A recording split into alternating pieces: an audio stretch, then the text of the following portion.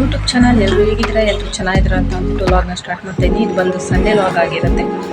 ಹಾಗೆ ಇವತ್ತು ನನ್ನ ಮಗನಿಗೆ ರಜೆ ಇರುತ್ತೆ. ನನಗೆ ಸಿಗೋದೇ ವಾರದಲ್ಲಿ ಇದೊಂದೇ ರಜಾ. ಸಾಟರ್ಡೇನೂ ಸಹ ಫುಲ್ ಡೇ ಕ್ಲಾಸ್ ಇರುತ್ತೆ. ಸೊ ಇವತ್ತೊಂದೇ ದಿನ ರಜಾ. ಇವತ್ತು ನಾನ್ ವೆಜ್ ತಿನ್ನಬೇಕು ಅಂತ ಕಾರ್ತಿಕನು ಹೋಗ್ತಿರೋದ್ರಿಂದ ಇವತ್ತು ಚಿಕನ್ ತರಕ್ಕೆ ಹೇಳಿದ್ದೀನಿ. ಇನ್ನು ಚಿಕನ್ನು ಸ್ನಾನ ಮಾಡ್ಕೊಂಡು ರೆಡಿಯಾಗಿ ರೊಟ್ಟಿ ತಿಂತ ಕೂತಿದ್ದಾನೆ. ಟೈಮ್ ಬಂದು 9:45 ಆಗಿದೆ. ಆಲ್ಮೋಸ್ಟ್ ಈಗ ಎಲ್ಲನೂ ಮನೆಯನ್ನು ಕ್ಲೀನ್ ಮಾಡಿ ಆಗಿದೆ. ಈಗ ಮಕ್ಕಳು ಯೂನಿಫಾರ್ಮ್ ಇದ್ವಲ್ಲ, ಒಬ್ಬನೇ ಸ್ಕೂಲಿಗೆ ಹೋಗ್ತಿರೋದು, ಚಿಕ್ಕನು ಹೋಗ್ತಿಲ್ಲ. ಯೂನಿಫಾರ್ಮ್ ಎಲ್ಲ ಗಲೀಜಾಗಿದ್ದು. ಸೊ ಈಗ ಎಲ್ಲ ಬಟ್ಟೆಯನ್ನು ವಾಶ್ ಮಾಡ್ತೀನಿ. ಅದನ್ನು ಮುಗಿಸ್ಕೊಂಡು ಅಡುಗೆ ಕೆಲಸ ಮಾಡಬೇಕು.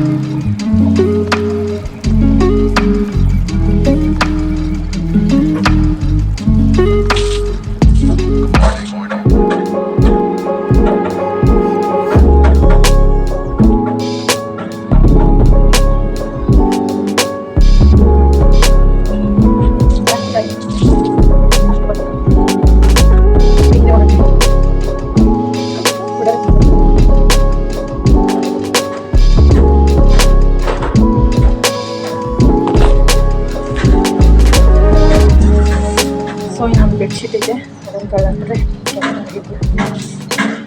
ಬಟ್ಟೆ ತೊಳೆಯೋ ಕೆಲಸ ಮುಗಿತು.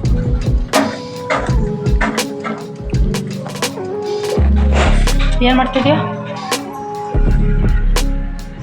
ಕುತ್ಕೊಂಡಿದ್ದೀನಿ ನೋಡಿ. ರಾಗಿ ರೊಟ್ಟಿ, ಕಾಯಿ ಚಟ್ನಿ, ಅದರ ಜೊತೆಗೆ ಮೊಸರು. ಸಂಜೆಗೆ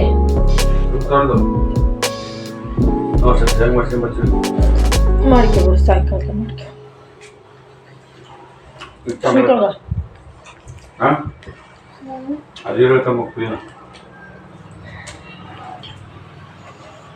ಲಂಚ್ ಬ್ಯಾಗ್ ನೆನೆ ಹಾಕಿದ್ದೀನಿ.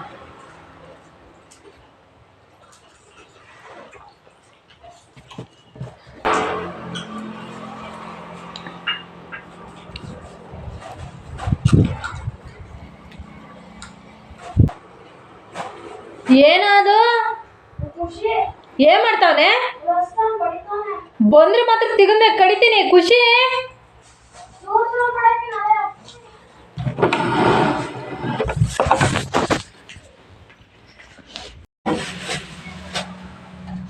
ಬೇಕಾ ಏಟು? ಹೇಳು. ಏನ್ ಮಾಡ್ದಲ್ಲಿ?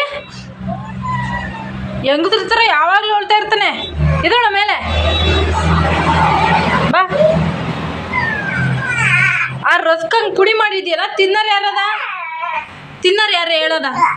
ಪುಡಿಯ ಓಸತಿನೂ ಹಂಗೆ ಮಾಡಿ ಇಟ್ಟಿರೋ ಹಂಗೆ ಅವೆ. ಸೊ ಫ್ರೆಂಡ್ಸ್, ಚಿಕನ್ ತಂದಿದ್ದಾರೆ, ಮಾಡಬೇಕು. ಆದರೆ ಕರೆಂಟೇ ಇಲ್ಲ, ಖಾರ ರುಬ್ಬೋದಕ್ಕೆ. ಕಲ್ಲಿಗೆ ಬುದ್ಧಿ ಹೇಳಬೇಕು. ಒಂದು ಕಲ್ಲಲ್ಲಿ ಖಾರ ರುಬ್ಬೇಕೀಗ. ಅಷ್ಟೊತ್ತಿಗೆ ಖಾರಕ್ಕೆ ಇಕ್ಕತ್ತೀನಿ, ಖಾರಕ್ಕೆ ಇಕ್ಕಿರ್ತೀನಿ. ಅಷ್ಟೊತ್ತಿಗೆ ಕರೆಂಟ್ ಬಂದರೆ ಅಷ್ಟು ಖಾರಕ್ಕೆ ಇಕ್ಕಂಬ್ರನ್ನ ನಾನು ಎಷ್ಟು ತಂದಿದ್ದಾರೆ ಅಂತ ಕೇಳಿಲ್ಲ. ಬರ್ತಾರೆ ಅಷ್ಟೊತ್ತಿಗೆ ನಾನು ಎಷ್ಟು 2 kg ಇರಬೇಕು. ಯಾಕೆಂದರೆ ಆರ್ಡರ್ ಮಾಡ್ತೀನಿ, ನಾಲೆಜ್ ಮಾಡಿದಾಗೆಲ್ಲ ಕೊಡ್ತೀನಿ.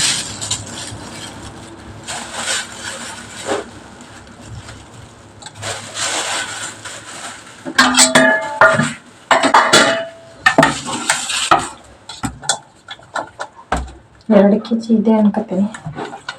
2 ಕೋಳಿ ತಂದಿದ್ದು ನಾನು ಬಿರಿಯಾನಿ ಮಾಡೋಣ ಅಂತ ಅನ್ಕೊಂಡೆ, ಆದರೆ ಇವರು ಫಾರಮ್ ಕೋಳಿ ತಂದಿದ್ದಾರೆ. ನನಗೆ ಇಷ್ಟ ಆಗಲ್ಲ ಫಾರಮ್ ಕೋಳಿದು ಬಿರಿಯಾನಿ. ಮತ್ತೆ ಗೊಜ್ಜು ಮಾಡ್ಬೇಕಿತ್ತಲ್ಲ.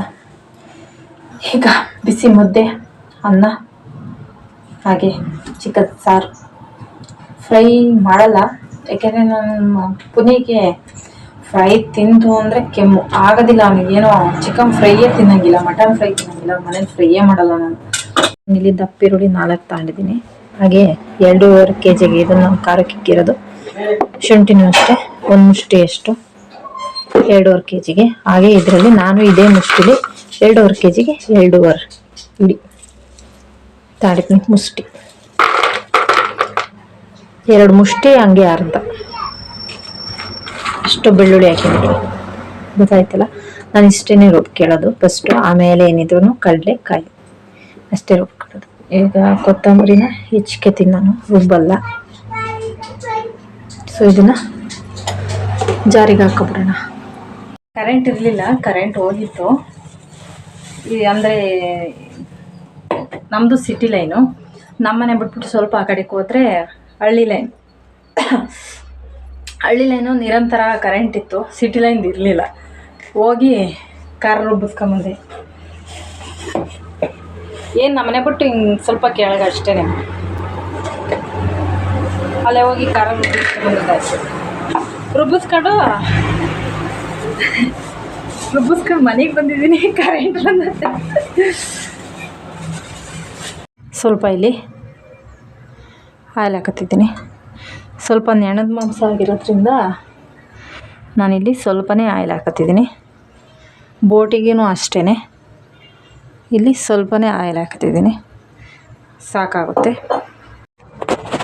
Kasuri methi same to same ಎರಡಕ್ಕೂ ಕಸೂರಿ ಮೇಥಿ, ಈರುಳ್ಳಿ, ಬೆಳ್ಳುಳ್ಳಿ, ಶುಂಠಿ ಸಾಕೋದಕ್ಕೆ. ನಾನು 2.5 kg ಮಾಡ್ತಿರೋದ್ರಿಂದ ಒಟ್ಟಿಗೆ ರುಬ್ಕಿದ್ದೀನಿ. ಸಪ್ರೇಟಾಗಂತೂ ರುಬ್ಕಿರೋದು ನಾನು. ಬೋಟಿಗೂ ಸಹ ಹಾಕಿದ್ದೀನಿ. ಇದು ಬಂದು ನಾನು ಸ್ವಲ್ಪ ಕಡಲೆಬೇಳೆ ಹಾಕಿದ್ದೀನಿ ಅಷ್ಟೇ. ಇದು ಈರುಳ್ಳಿ ಖಾರ ಸೀಬೇಕು ಚೆನ್ನಾಗಿ, ನೀರಿನ ಅಂಶ ಎಲ್ಲ ಸೀದ್ರೆ ಸರಿ. ಈಗ ತೊಳೆದಿರೋ ಅಂಥ ಚಿಕನ್ ಹಾಕ್ತಾಯಿದ್ದೀನಿ. ರುಚಿಗೆ ತಕ್ಕಷ್ಟು ಉಪ್ಪು ಈಗಲೇ ಹಾಕ್ಬಿಟ್ರೆ ಮಟನ್ಗೆ ಉಪ್ಪು ಚೆನ್ನಾಗಿ ಹಿಡಿಯುತ್ತೆ. ಸೊ ಇಲ್ಲಿ ನಾನು 2 ಸ್ಪೂನ್ ಸಾಲ್ಟ್ ಹಾಕ್ತಿದ್ದೀನಿ. ಹಾಗೆ ಹೋಮ್ ಗ್ರೇಡ್ ಅರಿಶಿಣ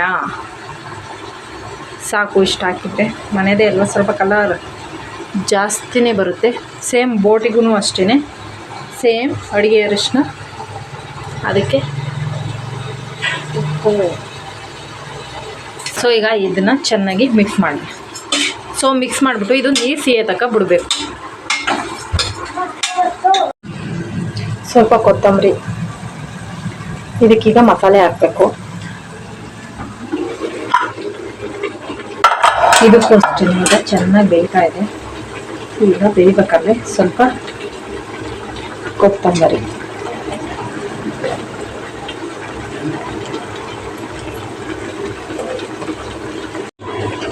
ಈಗ ಸ್ವಲ್ಪ ಗರಂ ಮಸಾಲ ಹಾಕಿದ್ದೀನಿ. ಕೊತ್ತಂಬರಿ ಗರಂ ಮಸಾಲ ಹಾಕಿ ಇದು ಮಾಡಿದ್ದೀನಿ. ಇದಕ್ಕೂ ಹಾಕಿದ್ದೀನಿ ಗರಂ ಮಸಾಲ. ಇದಕ್ಕೀಗ ಬೇಳೆ ಮಸಾಲೆ ಪುಡಿ ಹಾಕ್ಬಿಟ್ಟು 2 ವಿಷಲ್ ಕೂಗ್ಸೋಣ. ಇದು ಅಷ್ಟೇ ಚೆನ್ನಾಗಿ ನೀರು ಸೀಬೇಕು. ಇನ್ನು ನೀರಿನ ಅಂಶ ಇದೆ, ಈ ನೀರೆಲ್ಲ ಸೀಬೇಕು. ಮನೇಲೇ ಮಾಡಿರೋಂಥ ಸಾಂಬಾರು ಪೌಡರ್. ಇದಕ್ಕೀಗ ಸ್ವಲ್ಪ ಇಷ್ಟೇ ಸಾಕು, ಕಾಳಿಗೆ ಬೋಟಿಗೆ ಸಾಕಷ್ಟು.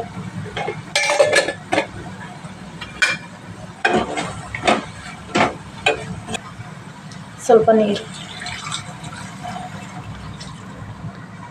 ಕಡಲೆಬೇಳೆನಾರಾದರೂ ಪರವಾಗಿಲ್ಲ, ಅಥವಾ ಹಂಗೆ ತೊಳೆದಾರು ಹಾಕಿ ಏನೂ ಆಗಲ್ಲ. ಬೇಯಿಸ್ತೀವಲ್ಲ, 2 ವಿಷಲ್ ಕೂಗ್ಸೋಣ ಈಗ. ಸೊ ಈಗ ಅದನ್ನು 2 ವಿಷಲ್ ಕೂಗ್ಸೋಣ ಬೋಟಿನ. ಇನ್ನು ಸಾಂಬಾರಿಗೆ ಅಂತ ಒಗ್ಗರಣೆ ಕಟ್ಟಿರೋ ನೀರು ಸ್ವಲ್ಪ ಸೀದೆ ಅಂತ ಈ ಪಾತ್ರೆ ಹೋಗ್ತೀನಿ.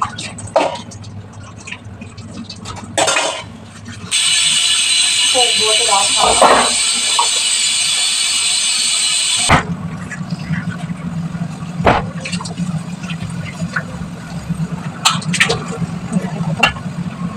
ಫ್ರೆಂಡ್ಸ್, ಪಾತ್ರೆಯನ್ನು ತೊಳೆದು ಇಟ್ಟಿದ್ದಾಯಿತು. ಸಾಂಬಾರಿಗೆ ಇನ್ನು ಮಸಾಲೆ ಒಂದು ಹಾಕ್ಬಿಟ್ಟು ವಿಷಲ್ ಹೊಡಿಸ್ಬೇಕಷ್ಟೆ. ಸೊ ಈಗ ನೋಡಿ ಪೂರ್ತಿ ಸೀದಿದೆ. ಇದಕ್ಕೆ ಬಂದು ಮಸಾಲೆ ಪುಡಿ, ಮನೇಲೆ ಮಾಡಿರೋಂಥ ಸಾಂಬಾರು ಪೌಡರ್. ಇಲ್ಲಿ 1 kgಗೆ 1.5 ಸ್ಪೂನ್ ಹಂಗೆ, ದೊಡ್ಡ ಸ್ಪೂನ್. ಇಲ್ಲಿ 3 ಸ್ಪೂನ್ ಹಾಕ್ತೀನಿ ನಾನು. ಅಳತೆದು ಈ ಥರ ಇಟ್ಕೊಳ್ತೀನಿ, ನನಗೆ ಗೊತ್ತಾಗುತ್ತೆ. ನಿಮಗೆ ಎಷ್ಟು ಖಾರಕ್ಕೆ ತಕ್ಕಂತೆ, ರುಚಿಗೆ ತಕ್ಕಂತೆ ಹಾಕ್ಕೊಳ್ಳಿ. ಇದನ್ನು ಈಗ ಚೆನ್ನಾಗಿ ಮಿಕ್ಸ್ ಮಾಡೋಣ.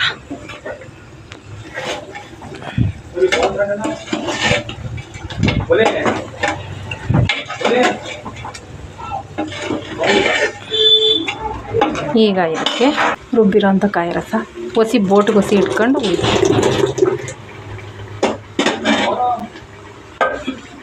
ಸೊ ನಿಮಗೆ ಸಾಂಬಾರಿಗೆ ನೀರು ಎಷ್ಟು ಬೇಕು, ಸಾಂಬಾರು ಎಷ್ಟು ಗಟ್ಟಿ ಬೇಕಷ್ಟು ನೀರು ಹಾಕಿ ನೋಡಿ. ಚೆನ್ನಾಗಿ ಮಿಕ್ಸ್ ಮಾಡಬೇಕು.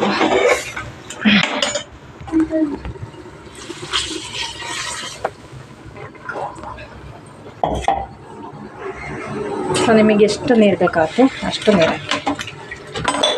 ಸೊ ನಮಗಿಷ್ಟು ಸಾಕಾಗುತ್ತೆ. ಸಾಂಬಾರು ಗಟ್ಟಿ ಬೆಂದ ಮೇಲೆ ಎಷ್ಟಿರುತ್ತೆ ಅಷ್ಟು ನೋಡ್ಕೋಬೇಕು. ನಿಮಗೆ ಎಷ್ಟು ಗಟ್ಟಿ ಬೇಕೋ ತೆಳ್ಳಗೆ ಬೇಕೋ ನೋಡ್ಬಿಟ್ಟು ನೀರು ಹಾಕ್ಕೊಳ್ಳಿ.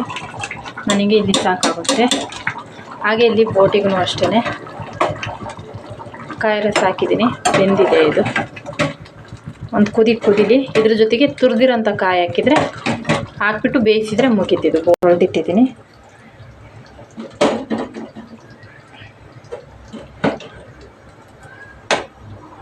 ಈಗ ಬೇಕಿರುತ್ತೆ. ಸೊ ಇದನ್ನು ಕುಕ್ಕರ್ ಮುಚ್ಚಿಬಿಡೋಣ. ಕುಕ್ಕರ್ ಮುಚ್ಚಿ ನಿಮಗೆ ಆದರೆ ಒಂದು 2-3 ವಿಷಲ್ ಬೇಕು. ನಾರ್ಮಲ್ ಫ್ರೈಲ ಬೇಯಿಸಿರೋ ಕಾರಣ ನಾವು 2 ವಿಷಲ್ ಕೂಗಿಸ್ತೀನಿ ಅಷ್ಟೇ. ಸೊ ಈಗ ಮುಚ್ಚಾಕೋಣ. ಸೊ ಫ್ರೆಂಡ್ಸ್, ಈಗ ಬೋಟಿನ ಕಾಯಿ ತುರಿ ಹಾಕಿ ಕಾಣಿಸ್ತಿದೆ ಅನಿಸುತ್ತೆ ನೋಡಿ.